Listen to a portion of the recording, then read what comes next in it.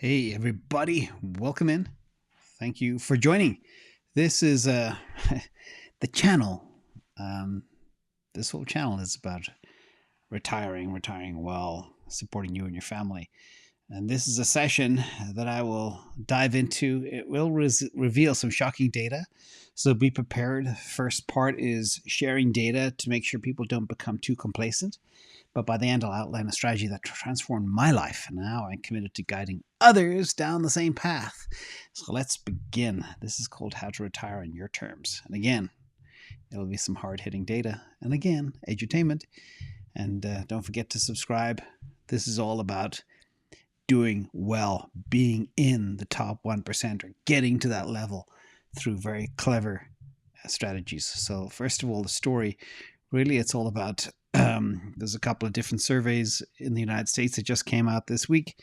One, a lot of people are lagging in their retirement savings plans. 56% of respondents feel they are behind in their retirement savings. 37% believe they are significantly behind. And Goldman Sachs spoke about a financial vortex where competing financial priorities and lack of planning are hurting retirement goals. If you know this channel, I'm all about planning. And using a plan can help. But the problem is people are not ready. They are not prepared for what's happening right now. There's also, it's not just in the United States, it's all over the world. This is from the OECD. And basically, it's a paper that talks about the fact that aging populations, fewer working age people, are able to support the increasing number of elder people. And the dependence ratio of older people in the OECD will increase from 22% currently to 46% in 2050. I'll talk more about age dependency as well in a minute. And most countries have significant potential to raise the employment rate of individuals between the age of 55 and 64, which currently averages about 48% in the OECD. And many countries are having problems subsidizing this whole issue right now. This whole issue is about to get a whole lot worse as well. In addition, does the US have a retirement crisis?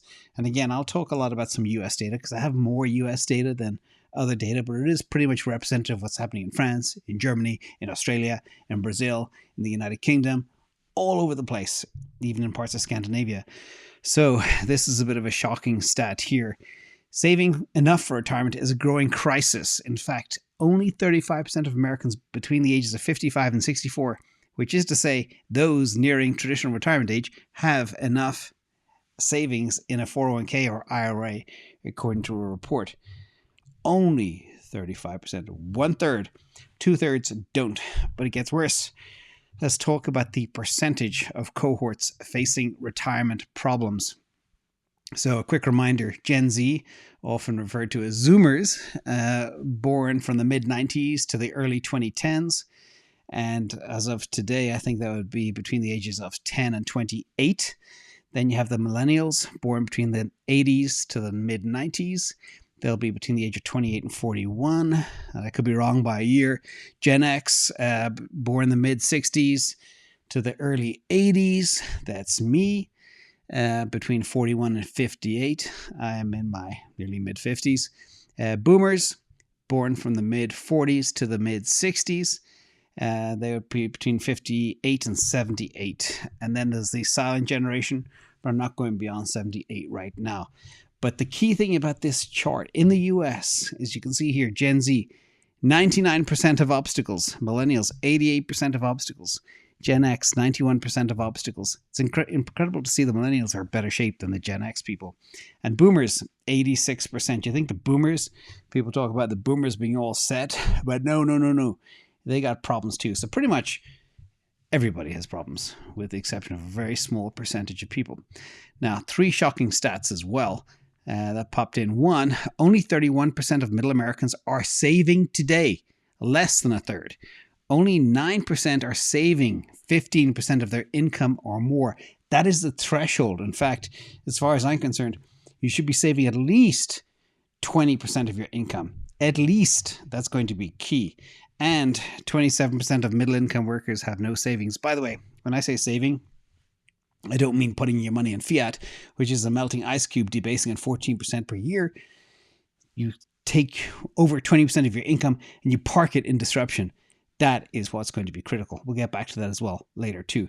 So why don't people save? Well, one of the reasons they believe Social Security will save them and replace a significant portion of their income.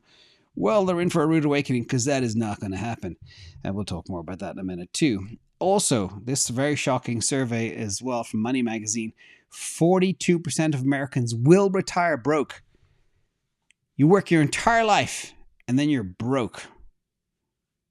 It is shocking. Now let's talk about some of the obstacles for Gen Z that do have obstacles. Inflation is smashing Gen Z right now, the Zoomers. Second problem is keeping up with expenses. Third is unexpected expenses like having a car repair or a medical problem. Then fourth is helping aging parents financially. Fifth is saving for children's education. Stock market volatility is seventh. That shouldn't really even be in there. And then paying off credit card debt. Very important thing to do, but that is number 7 on the list. Now, let's talk about another real concern. I warned you, I'm going to set the tone with a lot of very alarming statistics, kind of shock the audience into how important this is. But 40% of the American middle class face poverty in retirement, study concludes. 40%. You could be middle class. You could be, spending your life earning $150,000, $200,000 a year. Then you retire, you become on the breadline, poverty level, and that is shocking. Also, Zoomers have big plans. I'm talking a lot about Zoomers because that's a big part of my audience. But you can see here the Gen Z expect to retire at 61 years of age, whereas the Boomers are still working at 68. And you can often go to different stores and everything else. You see people in 75 plus still working because they cannot retire. They have no money. They have no savings. Gen X, 65 years. Millennials, 64 years. Gen Z, 61 years. In a world where the retirement age is being extended because the governments have no pension money. It's a big problem. Let's talk about as well what the Zoomers want, because there's such a big difference between the different populations. So the Boomers, question is, would they be willing to forego salary raise for more flexible work? No, they want the money. The Boomers want the money. Only 29% would be willing to sacrifice salary for more flexible work. But Gen Z, 76% want to work less. And that's a problem. You don't get anywhere in life without hard work. Okay, I'm retired. I work 7 days a week nonstop. Hard work is how you get ahead. And one of the reasons I work so hard is to share as much information as I possibly can, because it's so important. But this is not going to get you ahead in the future. Now, planning. I always talk about planning. Have a plan. If you don't have a plan, you're stuffed. But here, this is a very interesting stat across the different cohorts and how they believe they need help. So, for example, the Boomers and Gen X are well aware they need to find out how to calculate how much money they need for retirement savings. And if you look at the Gen Z, they're okay. They just have problems with managing debt. They're not even thinking about the future, which is a huge problem. We'll come to the importance of that as well in a moment. And having a plan, I build these things called Retire On series because having a plan is so critical. To achieve your retirement goals without a plan, it's impossible. It's possible to know if you're saving enough or making the right investment decisions to reach your retirement goal. And a plan will help you track your progress and make adjustments along the way as needed. Also, a plan will help you avoid running out of money in retirement.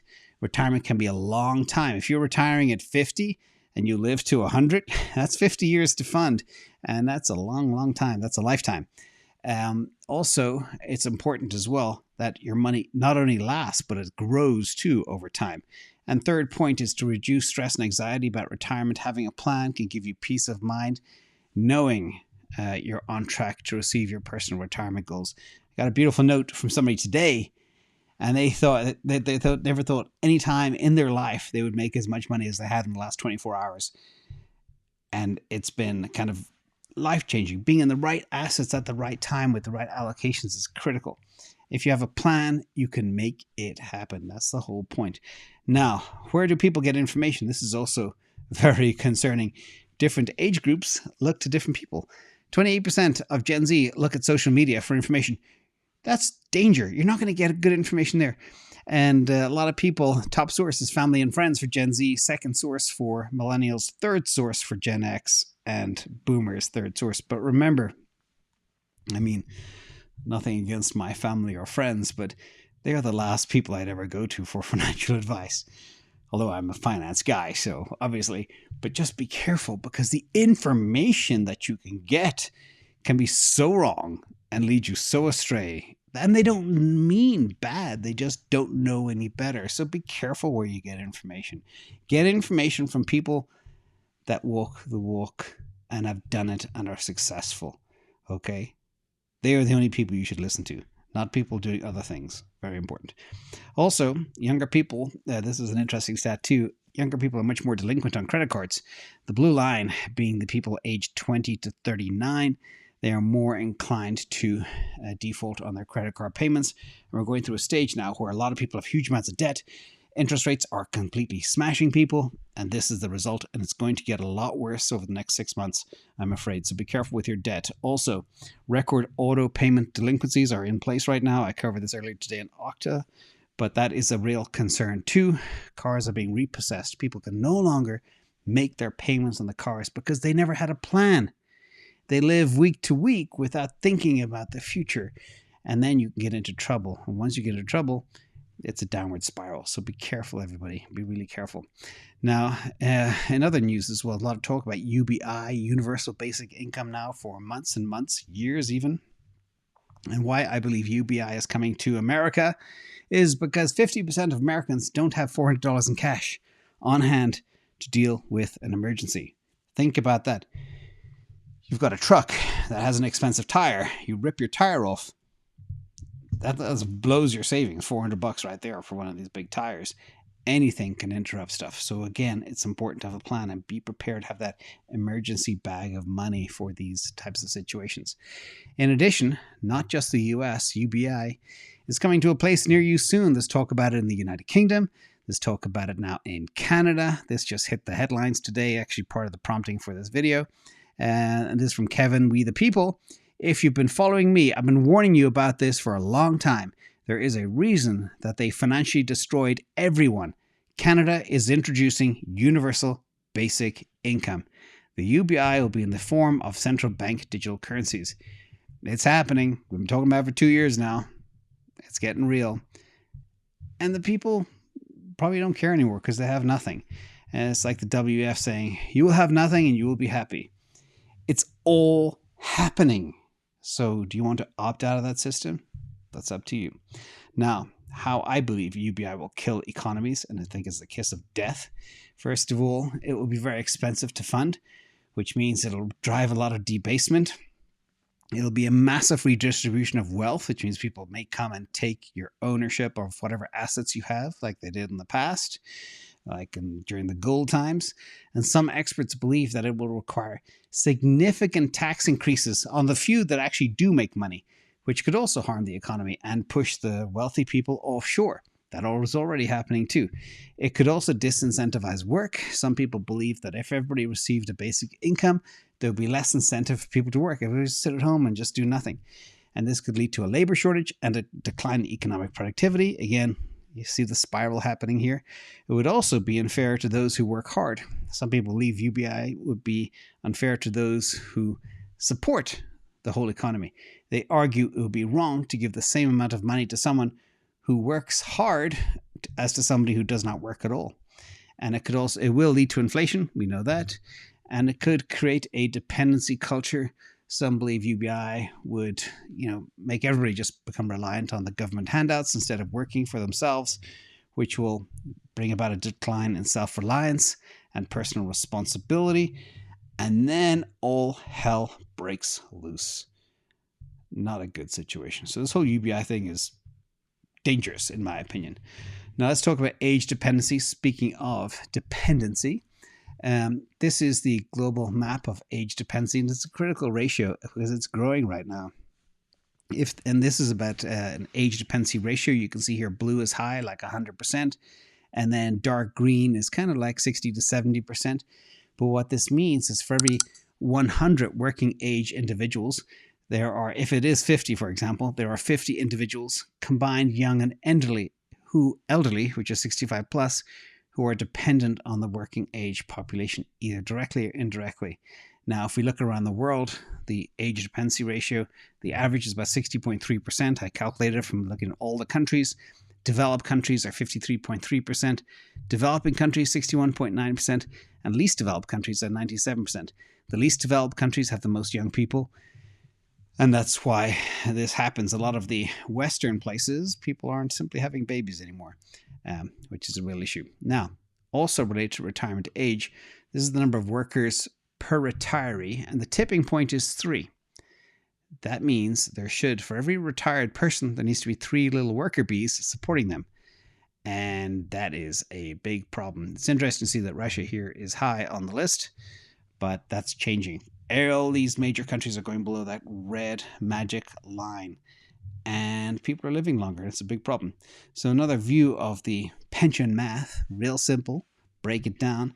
3 people need to work to support every retired person.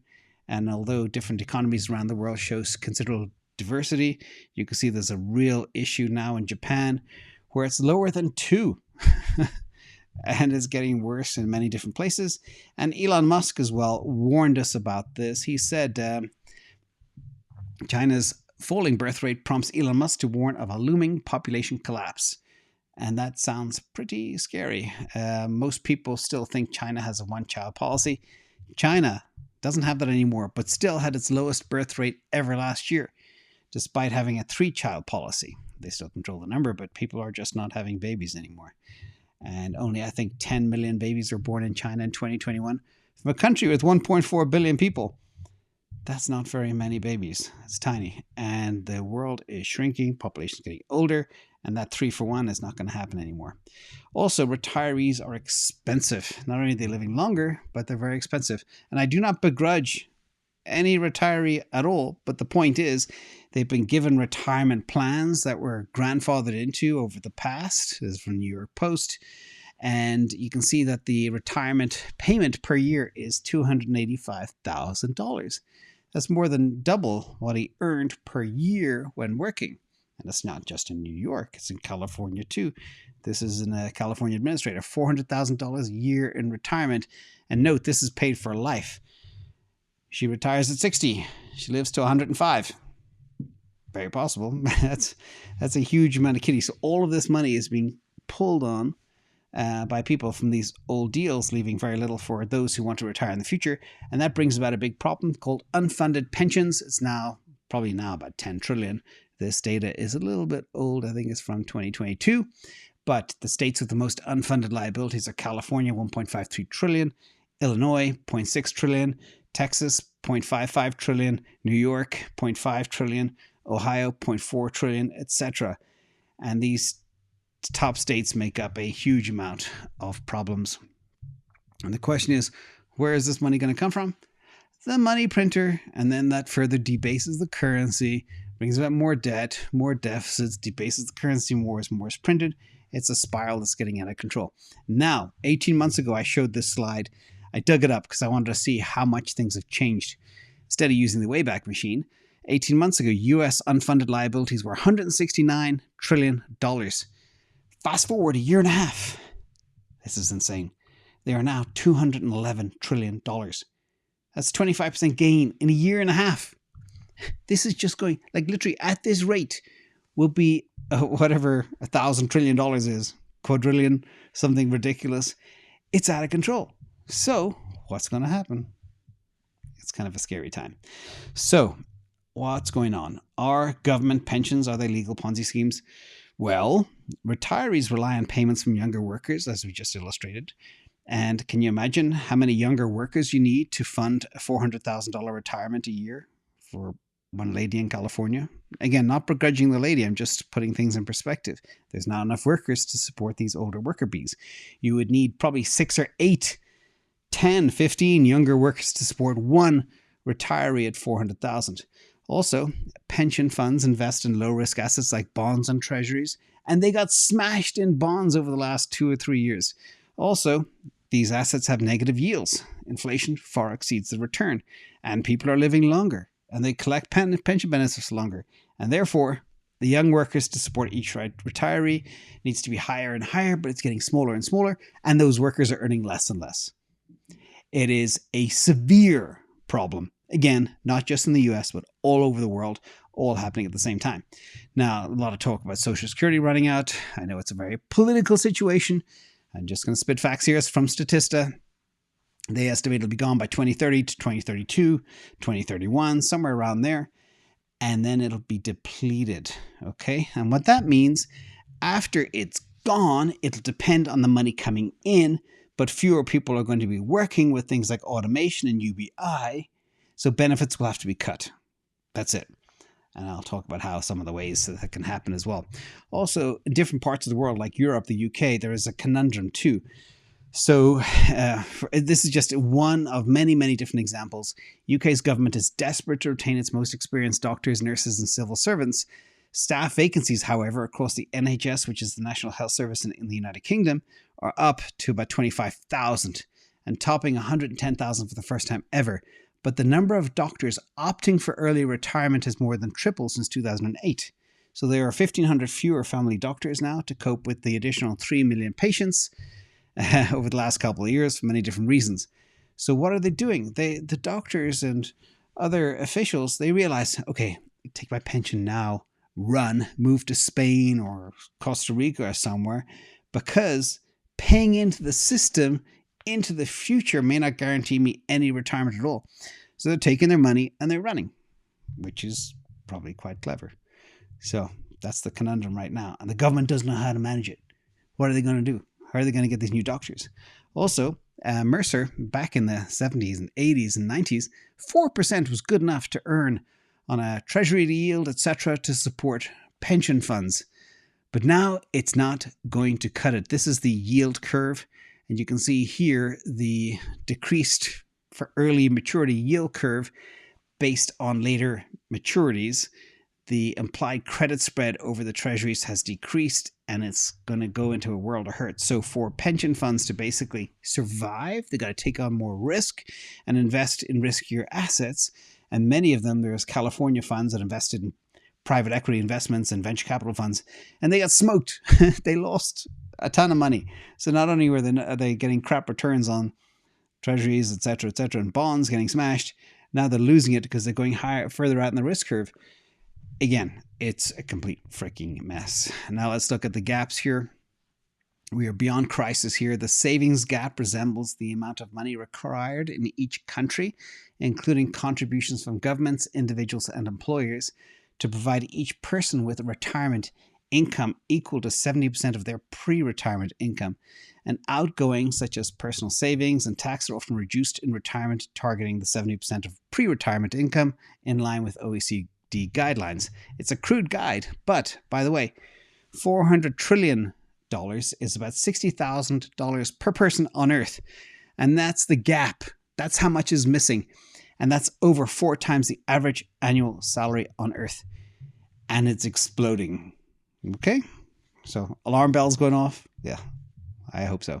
Saifedean, also, I love this quote as well, and it makes complete sense. The average fiat experiences 14% dilution a year. And that's why I always say, if you're not making 14% on your average stock market return or whatever it is, you aren't making squat. You are not treading water. The average person on the planet loses $2,000 a year to debasement. Average person, okay? We're not talking about Western salaries here. We're talking average person, which is a huge chunk of the average income. The average income salary per year on the person on Earth is about $5,000 to $7,000. So when you're losing $2,000 of that through debasement, shocking. Okay, so what's happening? What happens behind the scenes? So this is the global investment banks and what they do with your retirement funds. And apparently 75% of, I won't mention the investment bank, but make revenue this way. And this is a legitimate story. All our retirements and pensions are front run and shorted for 30 years. Okay, first. Second, shares, etc. are borrowed and used to short and reinvested. Bank A would go, hey, I need 100,000 shares of X. Asset manager say, I got you, bud. They give the assets that are in the retirement account to somebody who can short the stock and bring down the value of the asset. And your shares are earning yield and being used to, in some cases, short the poop out of, say, Tesla a la Bill Gates. That's what Bill Gates does. Also, Then the asset manager gives tips to other banks and say, hey, short Tesla, it's all happening. And the asset manager gets yield, which you see none of. This is the game. This is how it works. Now, how to fix it. What can be done? We get to the solution part here. Sorry about the long-winded piece, but it's important to know how the world works. Solutions. Tax workers to death. Does that sound good? Not really. Restrict pensions to those who need it the most, i.e. the poorest. The US is looking into this. They're looking into, I can't remember the term for it, but grading people based on their income. And if you have over a certain amount of income, you will not qualify for Social Security, despite the fact you may be paid into it for 50 years. Sounds crazy. Raise retirement age so people die before they can claim pensions. Yeah, they're trying to do that in different countries around the world right now as well. And invest funds in high-risk assets, e.g. hedge funds and Bitcoin. That can blow up, or it can work very well. Looking at Bitcoin as we speak, it's at $34,000. It has a very good 2 days. So there are times when you can invest in Bitcoin. It can do very well, but it can also be risky. Now, the rule of thumb is to retire on your own terms, just to give people an initial starting point about how they can plan going forward. Is to be assured of having enough money to fund a comfortable retirement. You should save a total of about 22 times your annual income. So if you're earning $100,000 a year, you need 2.2 million. The question is, how do you get to that level? And that is higher than many people believe, but with today's inflation, etc., and depending on how you invest, that's the guideline. But if you have to amass 2.2 million, and you're only saving $10,000 a year, it's going to take you a couple hundred years to get there. And that's the problem. Okay? So I have a 6-step process to making it happen. And first of all, start early. So important. The earlier you start investing for retirement, the more your money has to grow. That's the miracle of compounding that Albert Einstein called, I think, the 5th or 7th miracle of the world. And even if you save a small amount each month, DCA, etc., it'll add up over time. Very important. Also, create a plan. You have to have a plan. You have to have a goal, and you have to allocate towards that goal to achieve your goal. If you have no plan, you're flying blind and you will crash. Third is have a, part of that plan as well. Second, I should say, is have that retirement budget. Know exactly how much you need to allocate. Third part is invest in things that will outweigh the world. I always talk about invest in disruption. Top 7 stocks in the S&P 500 generated all the returns. If you're not in those, you're not treading water, you're going to drown. You have to do the work up front. You have to pick the right assets, and they will change your life. Very important. Do not take investment advice from social media or friends or anything else like that. Do your own research. Heavy due diligence. Learn finance. Learn financial analysis. Learn TA. Get tools. Get systems. Absolutely critical, or you're going to get smoked. Remember, the top, less than 1% of all stocks generate 80% of the gains. If you're not in those over the last 100 years, you're toast. And crypto, yeah, a lot of people have hoped that, I'm in all this garbage coin X, Y, and Z. Yeah, 99% will go to zero. That's the fact. So just be careful what you're invested in. Now, live below your means to fuel your investments. This is point number 4. So important. Be frugal as hell. Don't do that, whatever it's called, a toast with the green stuff on it, the avocado toast. There's a little place I went to once. It was $18 for avocado toast. It's like, what the hell? I can make it myself for about $1. Anyway. And the lattes and everything else. Make your own coffee, do all that stuff. Be frugal. Live below your means so you can save. You got to put away at least more than 20% of what you make. Very, very important. Also, increase your income. If you're stuck in a job that's dead end and not paying you what you deserve, get another job. You'll get paid more. Do a side job. Consult. Build your own business. That's the only way to get ahead as well. And of course, number 6, stay educated. Be smart. To be in the top 1%, you need to be smarter than the 99%. Okay? That's it. Not hard. Well, it takes a lot of work too. And you got to work your tail off too. This is a vocation you got to dedicate yourself to. So But as I say, blaze your own path. And I'm going to use the words of Saifedean Ammous here.